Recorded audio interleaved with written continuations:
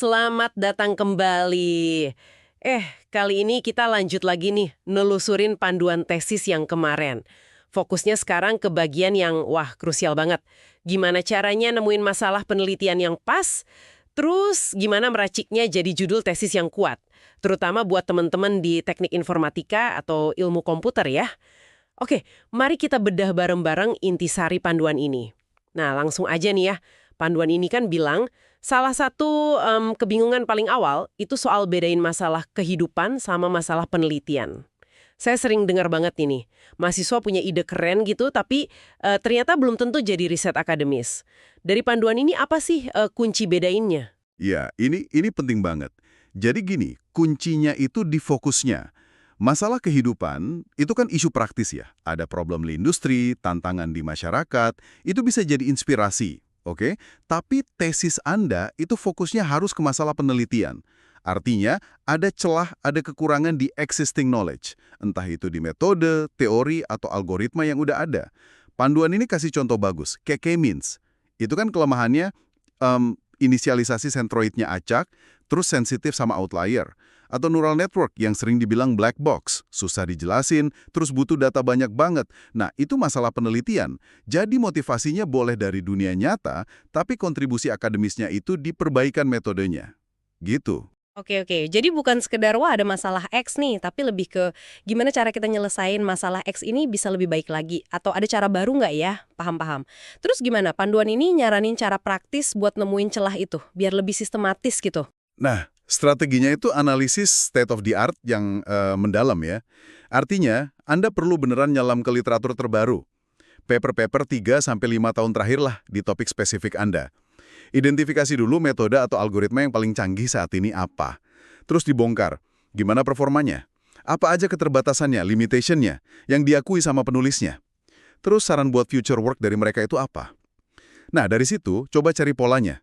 Panduan ini nyebutin, celah itu seringnya muncul terkait performa ya, kayak akurasi, kecepatan, atau skalabilitas, bisa nggak nanganin data gede, generalisasi, oke nggak di data baru, kompleksitas komputasinya gimana, atau interpretabilitas, bisa dijelasin nggak modelnya, gitu.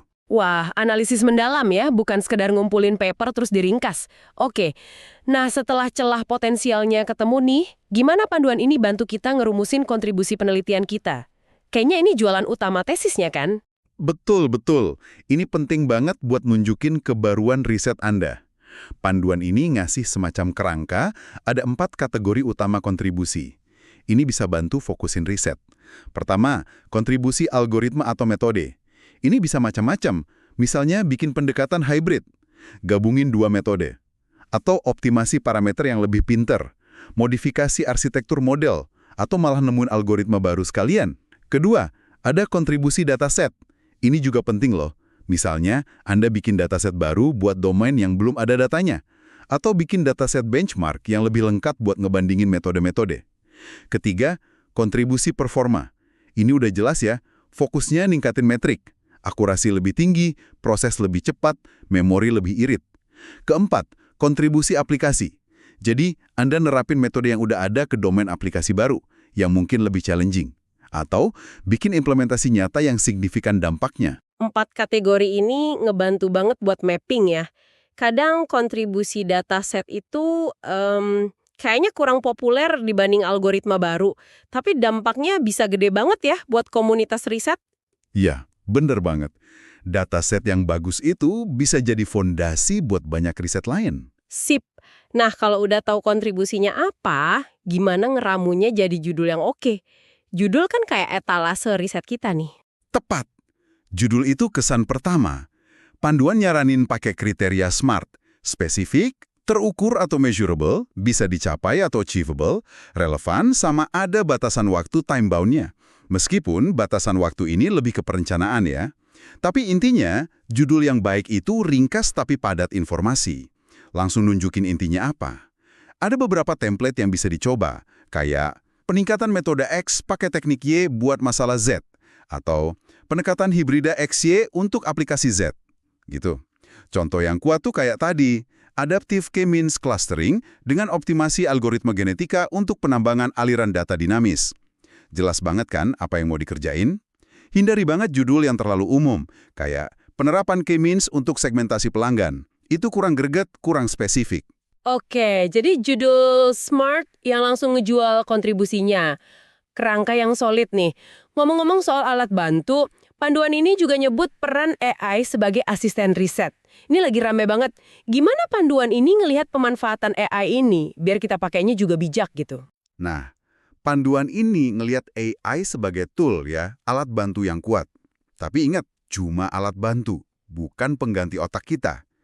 Buat nyari literatur, ada tuh Semantic Scholar, Connected Papers, bisa bantu banyak visualisasi hubungan antar paper.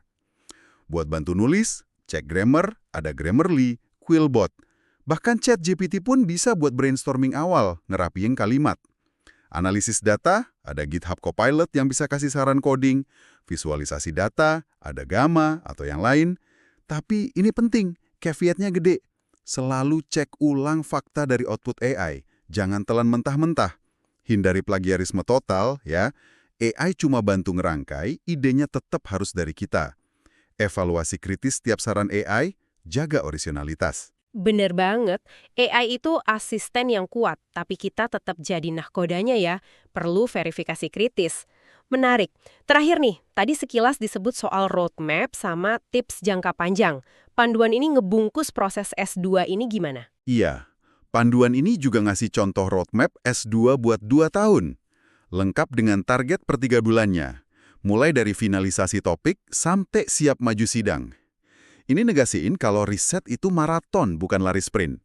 Makanya, tips kayak jaga hubungan baik sama pembimbing, aktif networking, sama jaga work-life balance itu juga disorot. Ini bukan cuma pemanis, tapi emang fondasi biar risetnya lancar dan hasilnya juga maksimal. Oke, jadi rangkuman singkat dari pembahasan kita nih. Kunci sukses itu mulai dari nemuin research gap yang benar-benar tajam lewat analisis state of the art, terus rumusin kontribusi Anda dengan jelas masuk kategori mana nih, algoritma, dataset, performa, atau aplikasi. Bikin judul yang smart dan menjual, manfaatin AI sebagai asisten tapi tetap kritis ya. Dan yang nggak kalah penting, petakan perjalanan riset Anda pakai roadmap yang realistis. Sip. Dan jangan lupain sisi manusianya. Kayak kata panduan tadi, kolaborasi, komunikasi yang baik sama pembimbing, sama kemauan buat terus belajar. Itu sama pentingnya sama jago ngoding atau paham algoritma. Ini yang bikin tesis Anda nanti bukan cuma selembar kertas buat lulus, tapi beneran karya yang bermakna dan ngasih kontribusi. Nah, sebagai penutup nih, kami mau kasih satu pertanyaan buat Anda renungkan dari diskusi kita hari ini. Dari 4 jenis kontribusi tadi, algoritma, metode, dataset, performa, dan aplikasi, kira-kira mana sih yang paling bikin Anda penasaran buat digali lebih dalam? Yang paling nyambung sama minat riset Anda sendiri? Coba direnungkan ya. Sampai ketemu di penelusuran kita berikut.